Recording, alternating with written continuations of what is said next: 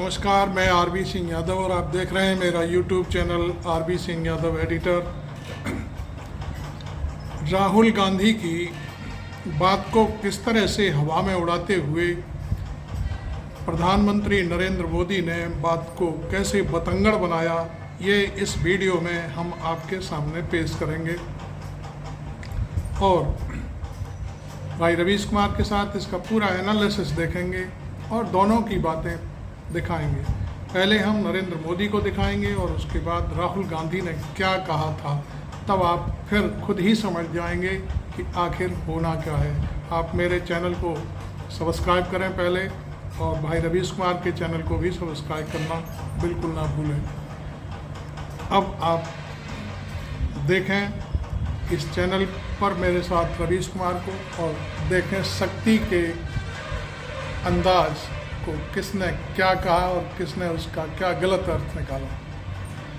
नमस्कार, मैं रवीश कुमार। इस चुनाव में शक्ति का हल्ला क्यों हो रहा है? प्रधानमंत्री नरेंद्र मोदी किस शक्ति की बात कर रहे हैं और राहुल गांधी ने किस शक्ति की बात कर दी?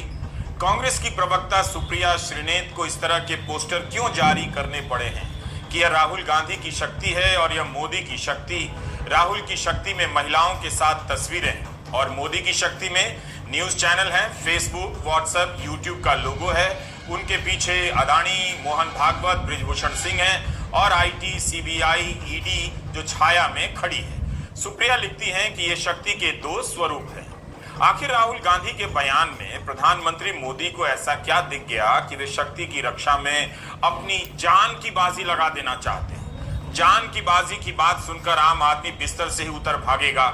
इस देश में ऐसा क्या हो गया? प्रधानमंत्री क्यों जान की बाजी लगाने की बात कर रहे हैं और वो बिस्तर पर पड़ा व्हाट्सएप ग्रुप में गुड मॉर्निंग मैसेज ठेले जा रहा है? पहले प्रधानमंत्री मोदी का यह शक्ति प्रसंग ध्यान से सुन लेते हैं। ऐसा शिवाजी पार्क जहां से इंडी अलायंस ने अपनी घोषणा पत्र जाहिर किया और उन्होंने कहा है कि उनकी लड़ाई शक्ति के खिलाफ है। मेरे लिए हर मां शक्ति का रूप है, हर बेटी शक्ति का रूप है और मेरी इन माताओं बहनों की तरफ से, माताओं बहनों, आपको मैं शक्ति के रूप में पूजा करता हूं। क्या बात है, किस तरह से बात को मैं घुमाया है। भारत मां का पुजारी हूं। मैं आप शक्ति स्वरूपा सब माता बहन बेटियों का भी पुजारी हूं और जिन्होंने कल शिवाजी पार्क में इंडी अलायंस ने अपना घोषणा पत्र शक्ति को खत्म करने के लिए किया है, मैं इस चुनौती को स्वीकार करता हूं और मैं इन शक्ति स्वरूपा माताओं बहनों की रक्षा के लिए जान की बाजी लगा दूंगा, जीवन खपा दूंगा। प्रधानमंत्री ने किस तरह बात घुमाई है?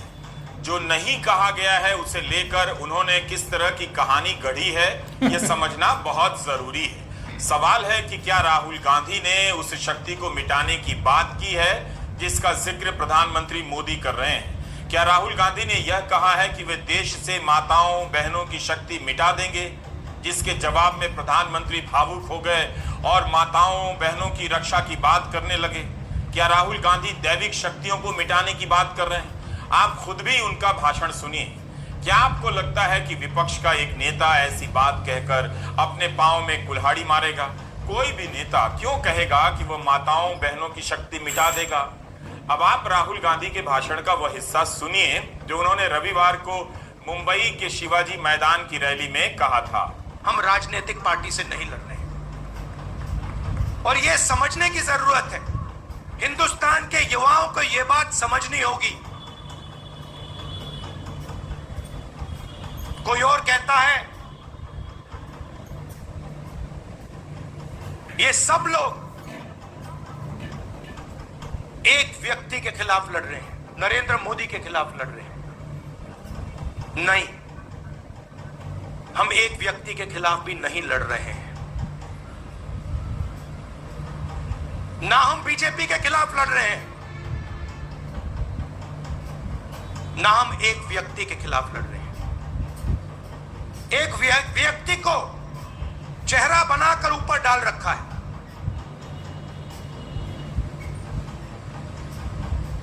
हिंदू धर्म में शक्ति शब्द होता है। हम शक्ति से लड़ रहे हैं, एक शक्ति से लड़ रहे हैं। अब सवाल उठता है, वो शक्ति क्या है?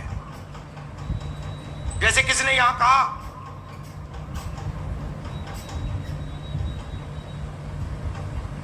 राजा की आत्मा ईवीएम में है।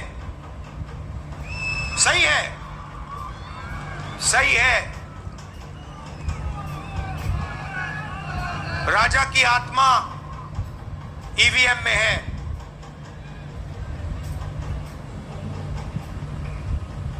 हिंदुस्तान की हर संस्था में है, ईडी में है, सीबीआई में है, इनकम टैक्स डिपार्टमेंट में है। एक वरिष्ठ नेता, नाम नहीं लेना चाहता हूं, इसी प्रदेश के एक वरिष्ठ नेता कांग्रेस पार्टी को छोड़ते हैं और रो के कहते हैं, मेरी मां से रो के कहते हैं कि सोनिया जी, मुझे शर्म आ रही है, मेरे में इन लोगों से, इस शक्ति से लड़ने की हिम्मत नहीं है, मैं जेल नहीं जाना चाहता हूं। और ये एक नहीं है, ऐसे हजारों लोग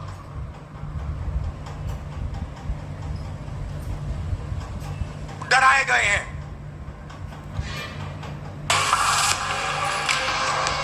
शिवसेना के लोग, एनसी के लोग ऐसे ही चले गए? नहीं, जिस शक्ति की मैं बात कर रहा हूं, उन्होंने उनका गला पकड़कर उनको बीजेपी की ओर किया है और वो सब डर के गए हैं।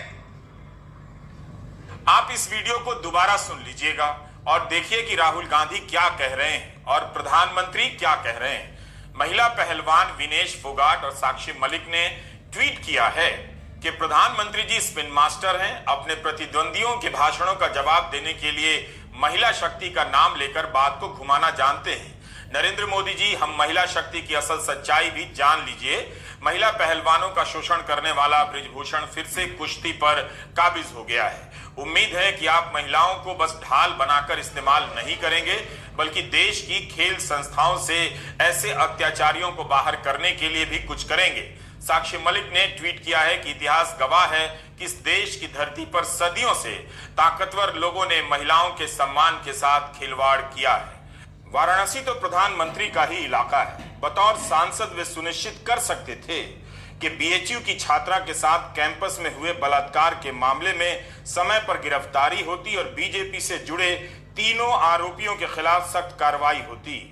आप देख सकते हैं कि आरोपी कुणाल पांडे और सक्षम पटेल प्रधानमंत्री के साथ हैं। पता चलता है कि ये लोग भाजपा के तंत्र में कितने भीतर तक घुसे हुए थे, मगर 1 महीने की देरी और कई दिनों के प्रदर्शन के बाद जाकर इनकी गिरफ्तारी हुई। घटना के बाद ये चुनाव का प्रचार भी करते रहे। 10 साल से नरेंद्र मोदी प्रधानमंत्री हैं। क्या उन्हें उनके काम पर वोट नहीं मिलेगा, जो इस चुनाव में आस्था और धर्म से जुड़े मुद्दों की तलाश में हैं? अगर वो नहीं मिलता है तो किसी नेता के भाषण से 1-2 लाइन उठाकर उसे भावुक मसाला बना देंगे, ताकि जनता यह समझे कि धर्म पर हमला हो गया है और धर्म की रक्षा के लिए जान की बाजी लगाने वाले जोरदार भाषण सामने दे रहे हैं। प्रधानमंत्री मोदी शक्ति प्रसंग को लेकर लगता है काफी सीरियस हो गए। आज तमिलनाडु में सेलम में उनकी रैली थी। मंच पर 11 महिलाओं ने उनका स्वागत किया। बताया गया कि ये शक्ति अम्मा हैं जो प्रधानमंत्री मोदी का सम्मान कर रही हैं। इंडी अलायंस वाले लोग बार बार जानबूझकर हिंदू धर्म का अपमान करते हैं। हिंदू धर्म के खिलाफ इनका हर बयान बहुत सोचा समझा हुआ होता है। आप देखिए, और किसी धर्म का अपमान डीएमके, कांग्रेस का इंडी अलायंस कभी नहीं करता। किसी और धर्म के खिलाफ इनकी जुबान से एक शब्द नहीं निकलता, लेकिन हिंदू धर्म को गाली देने में ये एक सेकंड नहीं लगाते। ऐसा कैसे हो सकता है? मतलब क्या ही कहा जा सकता है। गोदी चैनलों पर शक्ति को लेकर बहस शुरू हो गई है। बीजेपी ने भी प्रचार वीडियो बना दिया है कि प्रधानमंत्री मोदी नारी शक्ति से कहां-कहां घिरे हुए हैं। राहुल गांधी ने जो नहीं कहा, नरेंद्र मोदी ने उसे कह दिया। लिहाजा उन्हें लंबा सा ट्वीट करना पड़ा कि उनके कहने का मतलब क्या था। राहुल गांधी ने लिखा कि मोदी जी को मेरी बातें अच्छी नहीं लगती। किसी न किसी तरह उन्हें घुमाकर वह उनका अर्थ हमेशा बदलने की कोशिश करते हैं, क्योंकि वह जानते हैं कि मैंने एक गहरी सच्चाई बोली है। जिस शक्ति का मैंने उल्लेख किया, जिस शक्ति से हम लड़ रहे हैं, उस शक्ति का मुखौटा मोदी जी हैं। वह एक ऐसी शक्ति है जिसने आज भारत की आवाज को, भारत की संस्थाओं को, सीबीआई, आईटी, ईडी को, चुनाव आयोग को, मीडिया को, भारत के उद्योग जगत को और भारत के समूचे संवैधानिक ढांचे को ही अपने चंगुल में दबोच लिया है। उसी शक्ति के लिए नरेंद्र मोदी जी भारत के बैंकों से हजारों करोड़ के कर्ज माफ कराते हैं, जबकि भारत का किसान कुछ हजार रुपयों का कर्ज ना चुका पाने पर आत्महत्या करता है। उसी शक्ति को भारत के बंदरगाह, भारत के हवाई अड्डे दिए जाते हैं, जबकि भारत के युवाओं को अग्निवीर का तोहफा दिया जाता है, जिससे उसकी हिम्मत टूट जाती है। उसी शक्ति को दिन रात सलामी ठोकते हुए देश की मीडिया सच्चाई को दबा देती है। उसी शक्ति के गुलाम नरेंद्र मोदी जी देश के गरीबों पर जीएसटी थोपते हैं। महंगाई पर लगाम न लगाते हुए उस शक्ति को बढ़ाने के लिए देश की संपत्ति को नीलाम करते हैं। उस शक्ति को मैं पहचानता हूं, उस शक्ति को नरेंद्र मोदी जी भी पहचानते हैं। वो किसी प्रकार की कोई धार्मिक शक्ति नहीं है, वो अधर्म है, भ्रष्टाचार और असत्य की शक्ति है। इसलिए जब जब मैं उसके खिलाफ आवाज उठाता हूं, मोदी जी और उनकी झूठों की मशीन बौखला जाती है, भड़क जाती है।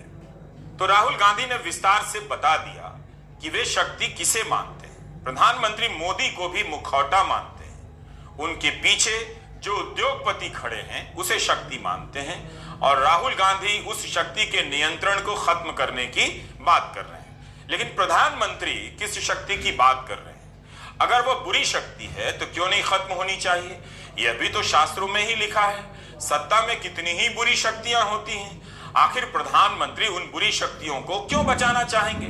शक्ति की अवधारणा बहुत व्यापक है। धर्म के हिसाब से भी देखिए तो अच्छी शक्ति है, बुरी शक्ति है, दैविक शक्ति है, आसुरी शक्तियां हैं। अगर कोई कहे कि वह बुरी शक्तियों से लड़ेगा तो क्या इसका मतलब वही होगा जो प्रधानमंत्री मोदी कह रहे हैं? जब 50 करोड़ की गर्लफ्रेंड वाला बयान प्रधानमंत्री ने दिया तब किस शक्ति का सम्मान उन्होंने किया था? जब कांग्रेस की विधवा का बयान दिया था तब क्या वे किसी शक्ति का सम्मान कर रहे थे? कांग्रेस ने उनके इस अभियान को लेकर कई तरह के पोस्टर जारी किए हैं। इस पोस्टर में आप देख सकते हैं विनेश फोगाट हैं, जो महिला पहलवान हैं, जिन्होंने कई तरह के आरोप प्रधानमंत्री की पार्टी के सांसद पर लगाए थे, और प्रधानमंत्री मौन खड़े होकर विनेश फोगाट की आंसुओं को देख रहे हैं। राहुल जी ने जो कल बयान दिया है और कल जब भाषण किया, उसके ऊपर आज सवालिया निशान पैदा किए जा रहे हैं, और इससे स्पष्ट हो रहा है कि भारतीय जनता पार्टी किस तरह से चरमरा गई है, किस तरह से घबराई गई है। जब ये सवाल वो करते हैं, हमारे भी सवाल सुन लीजिए उसके ऊपर। जब हमारी महिला परिवारों को रास्ते पे घसीट दिया गया था, उनका हक मांगने के लिए जब आई, तो दमनकारियों को घर में रख के उनको उन्होंने शेल्टर दिया, उनको आरक्षण दिया, संरक्षण दिया, लेकिन जो हमारी महिला पहलवान थी उनको घसीट के लेके गए रास्ते पे से, उसका जवाब कौन देगा?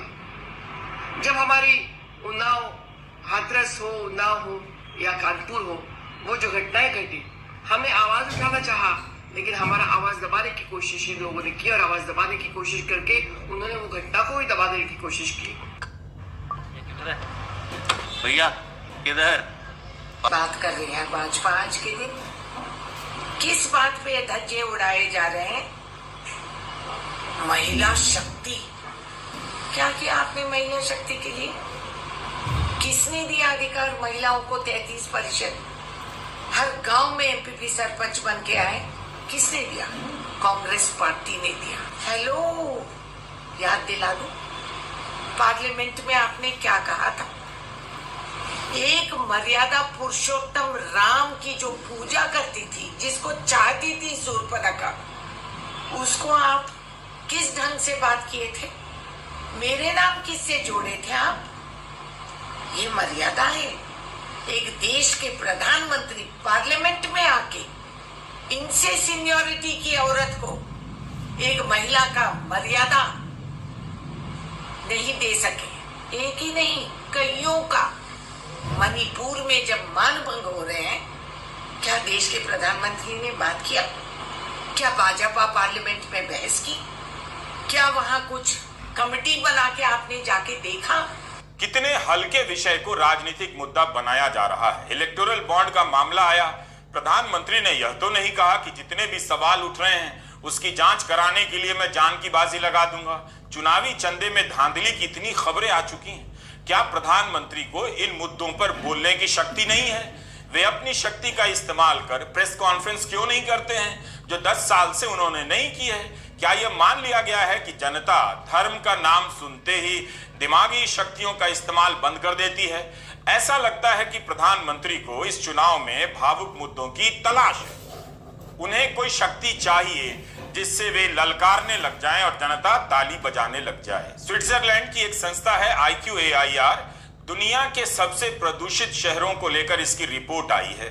इस रिपोर्ट के अनुसार दुनिया के सबसे प्रदूषित 100 शहरों में भारत के 83 शहरों के नाम हैं। सबसे प्रदूषित 50 शहरों में भारत के 42 शहरों के नाम हैं। इनमें से 17 शहर ऐसे हैं जो स्मार्ट सिटी प्रोजेक्ट का हिस्सा हैं। यह बिहार का बेगूसराय है। मोदी सरकार के मंत्री गिरिराज सिंह यहां से सांसद हैं। दुनिया के सबसे प्रदूषित शहरों में बेगूसराय का नाम आ गया। दुनिया हैरान है कि बेगूसराय कहां से आ गया। यह वीडियो बेगूसराय का ही है। इस शहर में बड़े पैमाने पर निर्माण कार्य हो रहे हैं। 4 लेन की सड़क बन रही है तो कहीं 3 किलोमीटर लंबा फ्लाईओवर बन रहा है, नदियों पर पुल वगैरह बन रहा है। यही नहीं, नदी के इलाके में सक्रिय बालू व्यवसायी और माफिया भी हवा को प्रदूषित करने में अपना योगदान निभा रहे हैं। रिफाइनरी का भी विस्तार हो रहा है। क्या निर्माण के समय उन सभी मानकों का ध्यान रखा जा रहा है जो हवा को प्रदूषित होने से रोकने के लिए जरूरी हैं? दिल्ली में जब भी हवा में प्रदूषण का बवाल होता है तो कंस्ट्रक्शन को लेकर कितने तरह के नियम लागू कर दिए जाते हैं। क्या बेगूसराय में ऐसा नहीं होता? नदी के किनारे का खुला सा यह शहर दुनिया का सबसे प्रदूषित हो जाए। प्रधानमंत्री से पूछा जाना चाहिए कि वे अपनी शक्ति का इस्तेमाल क्यों नहीं कर सके। इन शहरों की प्रदूषित हवा से लोग मर रहे हैं, फेफड़े खराब हो रहे हैं, आंखें जल रही हैं, बच्चे बीमार हो रहे हैं। क्या कभी आपने पीएम को ललकारते सुना कि मैं अपनी शक्ति से इस हवा को साफ कर दूंगा, जान की बाजी लगा दूंगा? आज तक तो दिल्ली की हवा सांस लेने लायक नहीं हो सकी।